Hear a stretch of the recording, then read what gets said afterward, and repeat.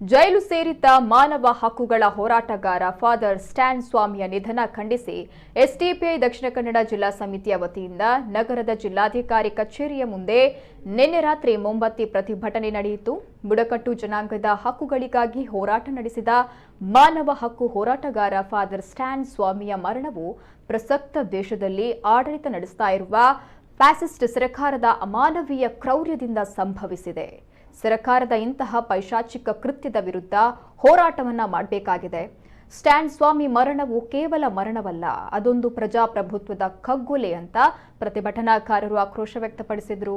ಬುಡಕಟ್ಟು ಜನಾಂಗದ ಹಕ್ಕುಗಳಿಗಾಗಿ ಹೋರಾಟ ಮಾಡಿದಂತಹ ಹೋರಾಟಗಾರ ಫಾದರ್ ಸ್ಟ್ಯಾನ್ ಸ್ವಾಮಿಯ ಮರಣ ಪ್ರಸಕ್ತ ದೇಶದಲ್ಲಿ ಆಡಳಿತ ನಡೆಸ್ತಾ ಇರುವ ಫ್ಯಾಸಿಸ್ಟ್ ಸರ್ಕಾರದಿಂದ ಆಗಿರುವಂತದ್ದು ಅನ್ನುವಂತಹ ಒಂದು ಹೇಳಿಕೆಯನ್ನ ಪ್ರತಿಭಟನಾಕಾರರು ಹೇಳ್ತಾರೆ. ಇದೇ ವೇಳೆ ಪಕ್ಷದ ರಾಷ್ಟ್ರೀಯ ಪ್ರಧಾನ ಕಾರ್ಯದರ್ಶಿ ಇಲಿಯಾಸ್ ಮುಹಮ್ಮದ್ ತುಂಬೆ ಮಾತನಾಡಿ, ಸ್ಟ್ಯಾನ್ ಸ್ವಾಮಿಯ ಕಸ್ಟಡಿ ಸಾವಿನ ವಿರುದ್ಧ ಧ್ವನಿ ಎತ್ತದಿದ್ರೆ ಮತ್ತಷ್ಟು ಹೋರಾಟಗಾರರನ್ನ ಸರ್ಕಾರದ ಸಾಂಸ್ಥಿಕವಾಗಿ ಹತ್ಯೆ ಮಾಡುವ ಸಾಧ್ಯತೆ ಇದೆ. ಈಗಾಗಲೇ ಮೋದಿ ಸರ್ಕಾರದ ದುರಾಡಳಿತದ ವಿರುದ್ಧ ಧ್ವನಿ ಎತ್ತುವವರನ್ನ ಆಡಳಿತ ವ್ಯವಸ್ಥೆಯು ದೇಶದ್ರೋಹದ ಪ್ರಕರಣ ದಾಖಲಿಸಿ ಹಿಂಸೆ ಮಾಡ್ತಾ ಇದೆ. ಇದು ಖಂಡನೀಯ. ಇದರ ವಿರುದ್ಧ ನಿರಂತರ ಹೋರಾಟ ಮಾಡಬೇಕಾಗಿದೆ ಅಂತ ಹೇಳಿದರು. ಹೋರಾಟಗಾರರ ಮೇಲೆ ಸುಳ್ಳು ಕೇಸುಗಳು ಮತ್ತು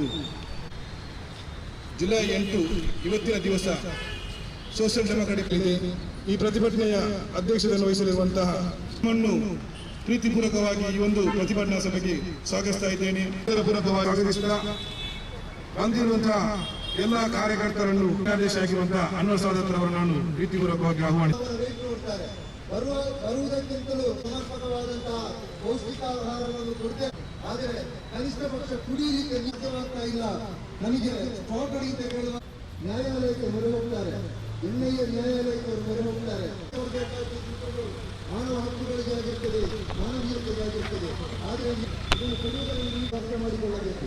ಈ ಜಗತ್ತಿನ ಅತಿ ದೊಡ್ಡ ಪ್ರಜಾಪ್ರಭುತ್ವ ರಾಷ್ಟ್ರವಾದಂತಹ ನಮ್ಮ ಇಂಡಿಯಾದಲ್ಲಿ ನಾವು ಕಾಣಲು ಬಂದೂಕುಗಳನ್ನು ತೋರಿಸಿ ಹತ್ಯೆ ಮಾಡಿ ಈ ದೇಶದ ಸರ್ಕಾರ ಪೊಲೀಸರನ್ನು ಬಳಸಿಕೊಂಡು ಎಲ್ಲಾ ಇಲಾಖೆಗಳನ್ನು ಬಳಸಿಕೊಂಡು ಎಲ್ಲರನ್ನು ಕೊಂದು ಹಾಕ್ತಾ ಇರುವುದನ್ನು ನಾವು ಇವತ್ತು ಪ್ರತಿಭಟನೆ ಮಾಡಲೇಬೇಕಾಗಿದೆ. ಸರ್ಕಾರ ಏನ್ ಭಾವಿಸಿದೆ ಅಂತ ಹೇಳಿದ್ರೆ, ಹೋರಾಟಗಾರರನ್ನ ಕೊಂದ್ರೆ ಹೋರಾಟಗಾರನ ಜೈಲಿಗೆ ಅಟ್ಟಿ UAPA ಕೇಸು, NSA ಕೇಸು, ದೇಶದ್ರೋಹ ಕೇಸುಗಳು ಮಾಡಿದ್ರೆ ಹೋರಾಟಗಳು ನಡೆಯುವುದಿಲ್ಲ ಅಂತ ಭಾವಿಸ್ತಾ ಇದೆ. ಅದು CAA NRC ಬಗ್ಗೆ ದೇಶದಾದ್ಯಂತ ದೊಡ್ಡ ದೊಡ್ಡ ಪ್ರತಿಭಟನೆಗಳಾಯಿತು. ಲಾಠಿ ಚಾರ್ಜ್ ಮಾಡಿದ್ರು, ಮಂಗಳೂರಲ್ಲಿ ಗೋಲಿಬಾರ್ ಕೂಡ ಮಾಡಿದ್ರು, ಇಬ್ಬರು ಅಮಾಯಕರನ್ನು ಕೊಂದು ಕೂಡ ಬಿಟ್ರು. ಅನೇಕ ಜನರ ಮೇಲೆ, ಯಾರ ಮೇಲೆ ಲಾಠಿ ಚಾರ್ಜ್ ಆಯ್ತು, ಯಾರ ಮೇಲೆ ಗೋಲಿಬಾರ್ ಆಯ್ತು, ಅವರ ಮೇಲೆ ಕೂಡ ಕೇಸ್ ಆಯ್ತು.